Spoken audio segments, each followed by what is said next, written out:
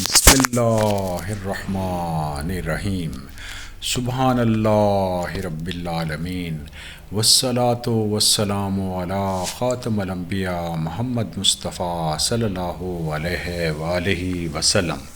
بسم اللہ الرحمن الرحیم الحمد للہ رب العالمین الرحمن الرحیم مالک یوم الدین ایاک نعبد و ایاک نستعین اہدنا الصراط المستقیم صراط الذین انعمت علیہم غیر المغضوب علیہم ولا الضالین آمین۔ خواتین و حضرات السلام علیکم۔ آج انشاءاللہ ہم سورہ الانعام کی 71 آیت سے لے کے اور 75 آیت تک کا مطالعہ کریں گے۔ اللہ تعالیٰ کا ارشاد ہے 71 آیت میں کہ آپ کہہ دیجئے کہ ہم اللہ تعالیٰ کے سوا ایسی چیز کو پکاریں وہ نہ ہم کو نفع پہنچائے اور نہ ہم کو نقصان پہنچائے، اور کیا ہم الٹے پھر جائیں اس کے بعد کہ اللہ تعالیٰ نے ہدایت کر دی ہے۔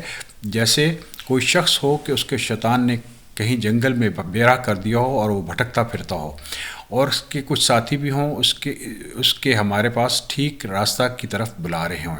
آپ کہہ دیجئے یقینی بات یہ ہے کہ راہ راست خاص اللہ کی راہ ہے، اور ہمیں یہ حکم ہوا ہے کہ ہم پروردگار عالم کے مطیع ہو جائیں۔ تو خواتین و حضرات، جو بھی آدمی اللہ تعالیٰ کا مطیع ہو جاتا ہے، اللہ تعالیٰ کا فرمانبردار ہو جاتا ہے، اس کو اللہ تعالیٰ سیدھا راستہ عطا فرماتے ہیں۔ اور وہ لوگ جو اللہ تعالیٰ کو چھوڑ کر کسی اور ہستی کو پکارتے ہیں وہ یقیناً راہ سے بہت بھٹک جاتے ہیں، جیسے شیاطین نے کسی آدمی کو راستے سے بھٹکا دیا اور وہ حیران و پریشان ہو جائے۔ تو رب العالمین کی جو دعا ہے خواتین و حضرات، ہمیں صرف اور صرف اللہ رب العالمین سے کرنی چاہیے، اور عبادت پیورلی اللہ تعالیٰ کی کرنی چاہیے، اور جو بیسک اصول سورہ فاتحہ میں لکھا ہوا ہے وہ ہمیں نہیں بھولنا چاہیے، اور وہ یہ ہے کہ ایاک نعبد و ایاک نستعین۔ اور جب ہم یہ کہتے ہیں تو اس وقت ہم رب العالمین کے سامنے سر تسلیم خم کر دیتے ہیں۔ سورہ الانعام 72۔ اور یہ کہ نماز کی پابندی کرو اور اس سے ڈرو، وہی ہے جس کے پاس تم سب جمع کیے جاؤ گے۔ خواتین حضرات، نماز جو ہے بیسک پلر ہے اسلام کا، اور اس کے بارے میں قرآن بہت سٹریس کرتا ہے کہ آپ نے ایمان کے بعد حقوق اللہ میں سب سے امپورٹنٹ چیز نماز ہے، اور یہ فرائض کی بات ہو رہی ہے۔ نبی کریم صلی اللہ علیہ وسلم کی ارشاد کے مطابق یہ حد فاصل ہے کفر اور ایمان کے درمیان، تو فرض نماز ہمیں کسی صورت میں نہیں چھوڑنی چاہیے۔ اور اس سلسلے میں اللہ رب العالمین نے ہمیں بہت سہولتیں عطا فرمائی ہیں کہ اگر پانی نہ ہو تو ہم تیمم کر سکتے ہیں، اور اگر مجبوری ہو تو ہم ظہر اور عصر کو کمبائن کر سکتے ہیں، اور مغرب اور عشاء کو کمبائن کر سکتے ہیں۔ اور سیکنڈ پرنسپل اللہ رب العالمین کا یہ ارشاد ہے کہ تقوی اختیار کرو۔ جب تقوی سے مراد ہے اللہ رب العالمین کا خوف، اگر کسی کے دل میں اللہ رب العالمین کا خوف آ جائے گا تو وہ یقیناً سیدھے راستے پہ آ جائے گا، نیکی بھی کرے گا اور برائی سے بھی بچے گا۔ اور ہمیں یہ یقین رکھنا چاہیے کہ ایک دن ہم نے اپنے رب کے سامنے کھڑے ہونا ہے، اور اس دن ہمیں اپنے اعمال کی جواب دہی کرنی ہے۔ سورہ الانعام 73 آیت۔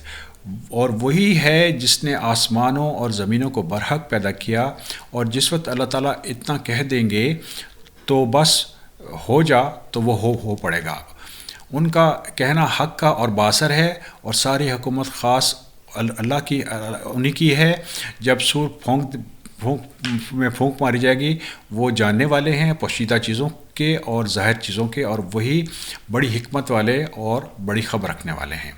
تو خواتین حضرات، اللہ رب العالمین جو ہیں اس کائنات کے ہر چیز پر حاوی ہیں۔ جب بھی وہ کوئی حکم دیتے ہیں کہ کون، تو وہ ہو جاتا ہے، فیکون۔ تو اس لیے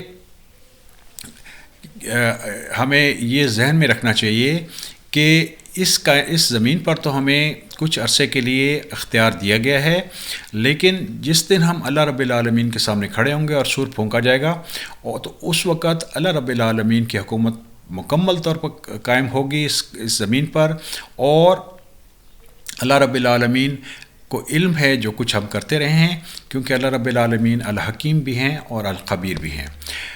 سورہ الانعام 74 آیت۔ اور جب وہ وقت بھی یاد کرنے کے قابل ہے کہ جب ابراہیم علیہ السلام نے اپنے باپ آزر سے فرمایا کہ کیا تو بتوں کی معبود قرار دیتا ہے، بے شک میں نے آپ کو اور آپ کی قوم کو صحیح گمراہی میں دیکھتا ہوں۔ تو خواتین حضرات، ابراہیم علیہ السلام کو کفار مکہ بھی اون کرتے تھے، مسلمان بھی اون کرتے ہیں اور یہودی بھی اون کرتے ہیں۔ تو جو مشرکین مکہ تھے وہ بھی حضرت ابراہیم علیہ السلام کو اون کرتے تھے، اس لیے اللہ رب العالمین نے یہاں پر حضرت ابراہیم علیہ السلام کا ذکر کیا ہے۔ انہوں نے اپنے والد آزر سے کہا کہ کیا آپ بتوں کو الہ سمجھتے ہیں، اور میں یقیناً آپ کو گمراہی میں دیکھتا ہوں۔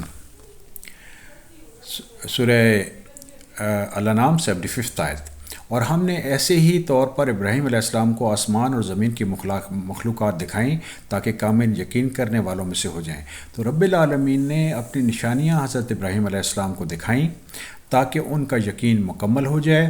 اور حضرت ابراہیم علیہ السلام کے بارے میں قرآن بہت وضاحت سے کہتا ہے وما کان من المشرکین، کہ وہ مشرکوں میں سے نہیں تھے۔